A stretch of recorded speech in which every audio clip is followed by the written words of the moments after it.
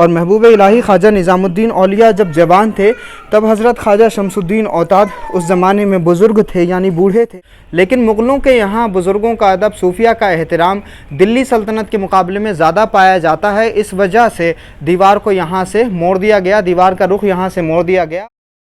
یہ جو عمارت ہے آپ کے اسکرین پر، اس کو سبز برج کہا جاتا ہے۔ اسی کے سامنے جب آپ دیکھیں گے تو یہاں پر بورڈ لگے ہوئے آپ کو دکھائی دیں گے، اور یہ جو آپ دیکھ رہے ہیں یہ دمدمہ صاحب گرودوارہ، یہ سائن بورڈ ہے۔ اسی راستے سے جب آپ جائیں گے تو اسی راستے پر گرودوارہ بھی ہے، محبوب الہی خواجہ نظام الدین اولیاء رحمۃ اللہ علیہ کا چلہ بھی ہے۔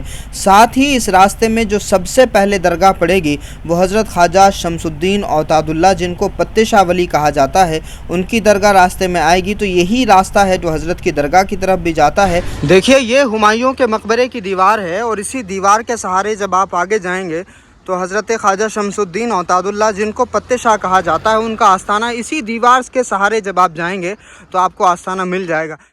دیکھیے یہ رہی ہمایوں کے مقبرے کی دیوار، آپ دیکھ رہے ہیں پورا مقبرہ اور اس کی دیوار۔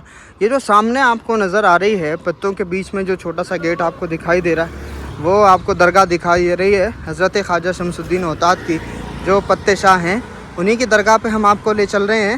یہ دیوار آپ دیکھ رہے ہیں اپنی اسکرین پر، یہ دیوار حضرت کی درگاہ سے بالکل ملی ہوئی ہے۔ آخر میں ہم آپ کو دکھائیں گے کہ اس تاریخی قلعے اور حضرت کی جو درگاہ ہے اس کا کیا رشتہ ہے۔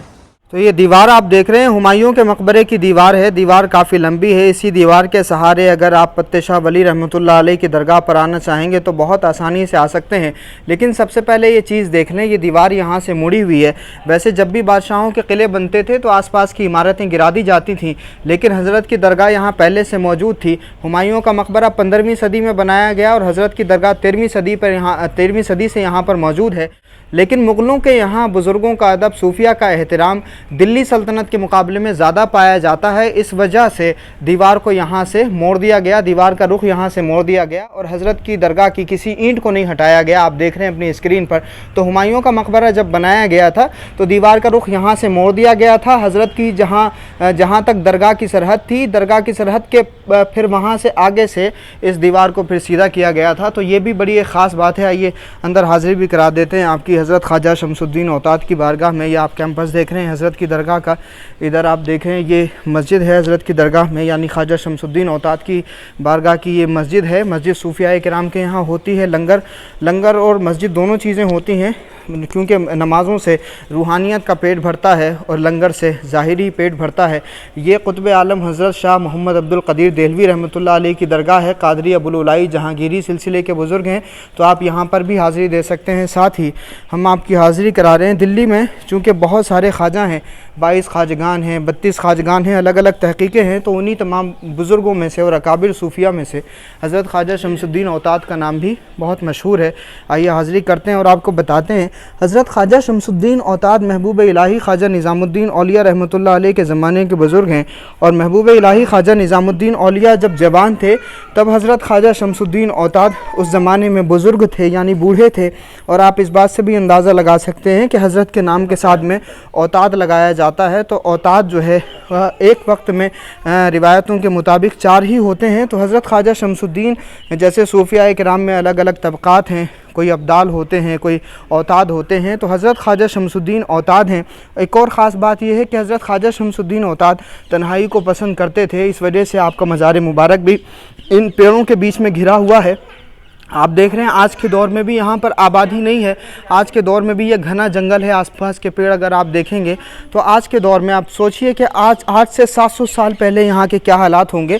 تو حضرت خواجہ شمس الدین اوتاد چونکہ ان پتوں کے بیچ میں گھرے رہتے تھے تو لوگوں کو عربی کا یہ نام لینا آسان نہیں تھا، اس وجہ سے انہوں نے پتوں کے نام سے ہی منسوب کر کے نام لینا شروع کر دیا، تو پتے شاہ ولی اسی وجہ سے حضرت خواجہ شمس الدین اوتاد کو کہا جاتا ہے۔ تو 700 سال پرانے بزرگ ہیں، محبوب الہی خود فرماتے ہیں کہ اگر کسی کو اپنی حاجتیں اور اپنی دعائیں جلدی پوری کروانی ہو تو وہ خواجہ شمس الدین اوتاد کی بارگاہ میں پہنچے۔ اسی طرح سے حضرت خواجہ شمس الدین اوتاد کے یہاں محبوب الہی آتے تھے تو بہت احتیاط سے ملاقات کیا کرتے تھے۔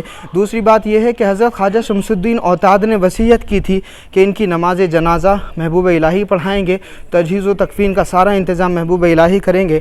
تو حضرت خواجہ شمس الدین اوتاد کی وصیت کے مطابق ہی محبوب الہی خواجہ نظام الدین اولیاء نے आपकी नमाज जनाजा पढ़ाई थी। 7 रजबुल मुरज्जब यहाँ तारीख़ विसाल लिखी हुई है।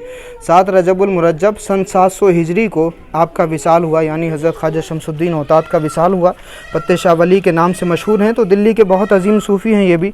यहाँ पर भी हाज़िरी दीजिए आप। हुमायूं के मकबरे की दीवार से बिल्कुल लगा हुआ हज़रत का आस्ताना है। 700 साल पुराने बुज़ुर्ग हैं। बस यही बात काफ़ी है हज़रत की शख्सियत को समझने के लिए कि महबूब इलाही ख्वाजा निज़ामुद्दीन औलिया ख़ुद यहाँ आते थे, क्योंकि महबूब इलाही का जो चिल्ला है वो हज़रत की खानकाह से करीब होकर जो रास्ता जाता है, तो उसी रास्ते से आगे ही हज़रत महबूब इलाही का चिल्ला है। तो निज़ामुद्दीन औलिया जब भी चिल्ले में जाते थे, वहाँ पर जाते थे तो पहले ख्वाजा शमसुद्दीन औताद से मुलाकात करते हुए जाते थे। तो ये वो अजीम बुज़ुर्ग हैं, लेकिन इनके बारे में बहुत कम लोगों को पता है।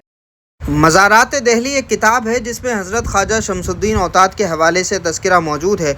उसमें बताया गया है कि हज़रत ख्वाजा शमसुद्दीन सिलसिले सोहरवर्दिया के बुज़ुर्ग हैं, लेकिन रूहानी तौर पर आपने अताए रसूल नाइबुन नबी फ़िल हिंद हज़रत ख्वाजा मोइनुद्दीन चिश्ती अजमेरी रहमतुल्लाह अलैह से फ़ैज़ हासिल किया है।